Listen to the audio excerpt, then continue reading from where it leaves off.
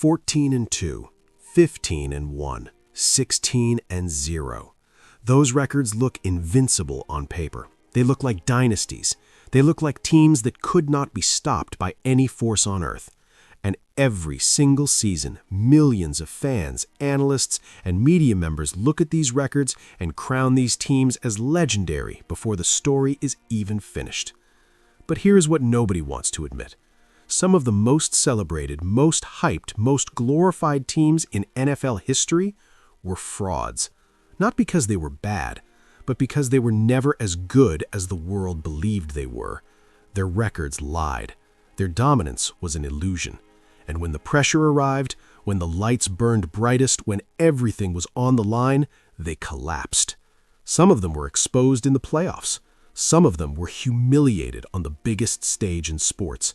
And one of them, the team sitting at number 1 on this list, has been called the greatest team in NFL history for over 50 years. And I am going to tell you, with facts, with evidence, and with zero apology, why that title is the biggest lie the league has ever told. Before we begin, this channel is growing because of fans like you who refuse to accept recycled takes. If you want the truth about the NFL, subscribe right now, hit the bell, and if any moment in this video shocks you, drop a super thanks. Every dollar fuels the fearless content you deserve. Now, let us shatter some legacies. We start at number 10 with a team that looked unstoppable for 18 weeks and then folded the moment it mattered. The 2010 New England Patriots, 14-2. Tom Brady winning the league's first ever unanimous Most Valuable Player award, an offense that was scoring at will, a team that nobody wanted to face in January. Nobody except Rex Ryan and the New York Jets. In the divisional round, at home, in Foxborough, where the Patriots were supposed to be invincible, the Jets walked into that stadium and dismantled them, 28-21. The Jets ran the football down New England's throat. They controlled the clock, they controlled the tempo, and Tom Brady, the unanimous MVP, looked powerless to stop it. 14 wins meant nothing. The MVP trophy meant nothing, because when the Jets punched the Patriots in the mouth, the Patriots had no answer. A 14-win team eliminated at home by a team that had no business being in that building. That is not bad luck. That is a team that was never as tough as its record suggested. And if you think losing at home to the Jets is embarrassing, wait until you hear what happened to the next team on this list, because their collapse was even more spectacular. A rookie quarterback in Ben Roethlisberger who went 14-0 as a starter during the regular season, a defense that was suffocating, a team that looked like the most complete roster in football. And in the AFC Championship game, the New England Patriots came to Pittsburgh and exposed everything, 41-27. It was not close. The Patriots dominated from the opening drive. Roethlisberger, the unbeatable rookie, threw 3 interceptions. The Steelers' defense, which had been dominant all season, could not get off the field. 15 wins and a 14-game winning streak for their quarterback, and none of it translated to the moment that defined the season. The 2004 Steelers are remembered as one of the best teams to never reach the Super Bowl. But maybe the more honest assessment is that they were a very good regular season team that ran into a truly great team and were revealed for exactly what they were. Good, not great. And the next team on this list had the exact same problem, except their star was even brighter and their fall was even harder. Number 8, the 2006 San Diego Chargers, 14-2. LaDainian Tomlinson winning the MVP after one of the most dominant individual seasons in NFL history. 28 rushing touchdowns, 31 total touchdowns, a performance so absurd that it felt like a video game. The Chargers were the best team in football. Everyone agreed. And in the divisional round against the New England Patriots, a game they were favored to win at home, the Chargers self-destructed. Marlon McCree intercepted Tom Brady, a play that should have sealed the game, and instead of going down, McCree tried to return it. The ball was stripped, Patriots recovered, New England scored, the momentum flipped, and the Chargers lost 24-21. A season defined by one of the greatest individual performances in NFL history, ended by a safety who could not hold on to the football. 14 wins, an MVP, a home playoff game, and a fumble that erased it all. The Chargers were spectacular for 18 weeks, and then they were gone, vanished like the 14 wins never happened.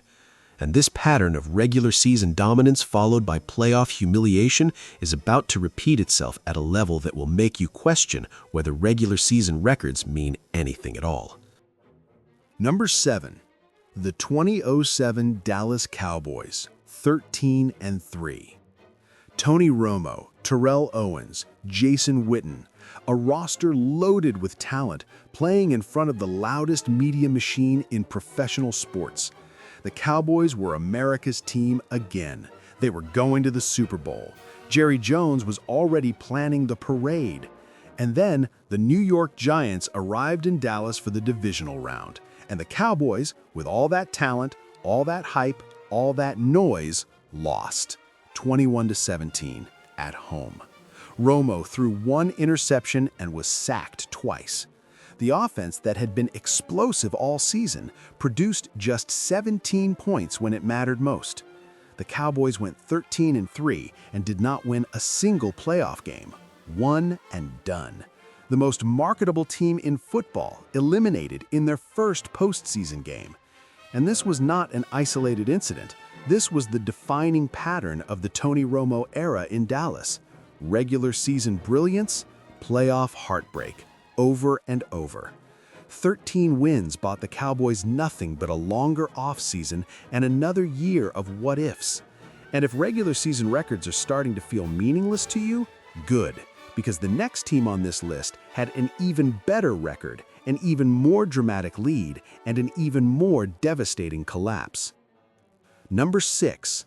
The 2012 Atlanta Falcons, 13-3. Matt Ryan playing at an MVP level, a balanced offense, a team that had finally earned home field advantage throughout the NFC playoffs. And in the NFC Championship game against the San Francisco 49ers, the Falcons jumped out to a 17-0 lead, 17-0 at home in the NFC Championship. They were 30 minutes from the Super Bowl, and then they disintegrated. The 49ers came storming back. Colin Kaepernick and the San Francisco offense scored 28 unanswered points. 28! The Falcons collapsed in a way that was not just disappointing, it was defining. They lost 28-24. A 17-point lead in the NFC Championship at home evaporated, and the Falcons would carry the stench of that choke for years. We know what happened years later in Super Bowl 51, 28-3. But the pattern started here. The 2012 Falcons taught the football world that Atlanta could build a lead, they just could not hold one. We are entering the top 5, and the teams you are about to hear had even bigger expectations, even more dominant seasons, and even more catastrophic endings. A 15-1 team eliminated at home in its first playoff game. The greatest statistical offense in NFL history demolished in a Super Bowl so badly that it was over before halftime. And at number 1, the team that has been called the greatest in NFL history for over 50 years, and I am going to tell you with undeniable facts why that title is a complete and total myth. Subscribe right now. This is where the real conversation begins. Number 5. The 1998 Minnesota Vikings, 15-1. The most prolific offense the NFL had ever seen at that time. 556 points scored. Randall Cunningham having a career resurrection. Rookie receiver Randy Moss terrorizing every secondary in the league. And a kicker named Gary Anderson who had accomplished something no kicker in NFL history had ever done.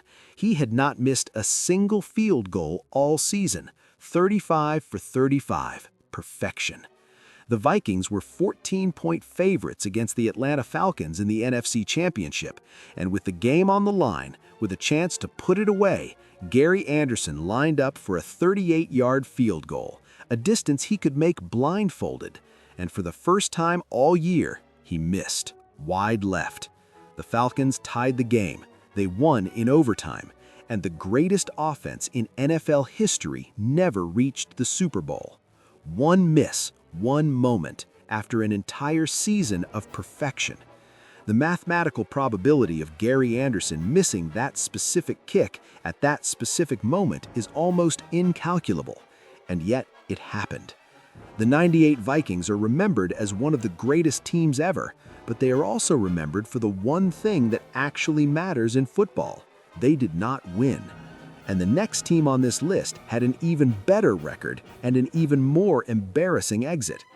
Number 4, the 2011 Green Bay Packers, 15-1.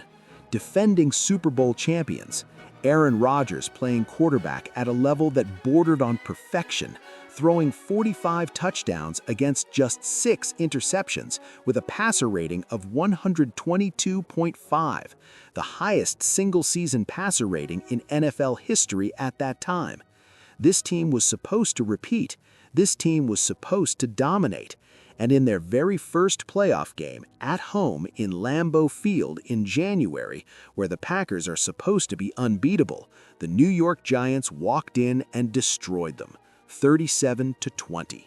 It was not competitive. It was not a close game decided by a bad bounce. The Giants physically and mentally dismantled the defending champions. Rodgers, who had been nearly flawless all season, was harassed, hurried, and intercepted. The offense, which had been historic for 18 weeks, vanished when it mattered most.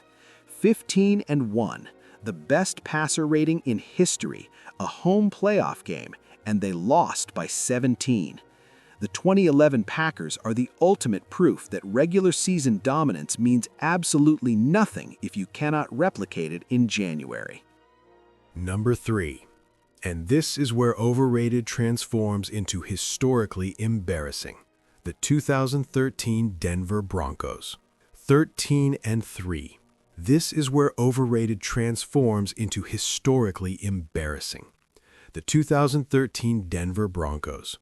Peyton Manning throwing 55 touchdown passes, 5,477 yards. The offense scoring 606 points, the most in NFL history. A team so explosive, so unstoppable, so statistically dominant that experts ran out of superlatives to describe them. And in Super Bowl 48 against the Seattle Seahawks, the greatest statistical offense in the history of football scored 8 points. 8. The first snap of the game sailed over Manning's head for a safety. The Seahawks scored on defense. They scored on special teams. They scored on offense. They scored in every way imaginable, while the Broncos stood there, paralyzed, watching the most hyped offense of all time get dismantled like a high school team that had wandered onto the wrong field. 43-8, the final score of what was supposed to be the coronation of the greatest offense ever assembled. 606 points in the regular season, 8 in the game that mattered. That is not overrated. That is a lie exposed on the biggest stage in sports. And yet, somehow, there are 2 teams on this list that were even more overrated than that. Let that sink in. Number 2, the 2007 New England Patriots, 16-0. The only team in the 16-game era to finish the regular season without a loss. Tom Brady throwing 50 touchdowns, Randy Moss catching 23 of them, a point differential that was historically absurd. The Patriots were not just undefeated, they were untouchable. They were inevitable. They were already being called the greatest team in NFL history before the Super Bowl even kicked off. And then Eli Manning and the New York Giants showed up. Super Bowl 48. And the narrative shattered into a million pieces. The Giants' defensive line, led by Michael Strahan and Justin Tuck, harassed Brady all night. They sacked him 5 times. They held the most prolific offense in NFL history to 14 points. And with 2 minutes remaining, Eli Manning escaped what should have been a game-ending sack, spun away from multiple defenders, and heaved a pass downfield that David Tyree caught by pinning the ball against his helmet. The helmet catch, the most improbable play in Super Bowl history. The Giants scored the go-ahead touchdown moments later, and the perfect season died. 17-14. The Patriots finished 18-1. And that one loss, on the biggest stage in sports, against a team they were supposed to destroy, permanently disqualified them from the conversation about the greatest team of all time. Perfection means nothing if you cannot finish. And the 2007 Patriots could not finish. But there is one team that did finish. One team that went undefeated and won the championship. One team that has been sitting on the throne of NFL history for over 50 years, unchallenged, unquestioned, untouchable. Until right now. Number 1, the 1972 Miami Dolphins, 17-0. The only undefeated, untied, championship-winning team in the history of the National Football League. The most sacred record in professional sports.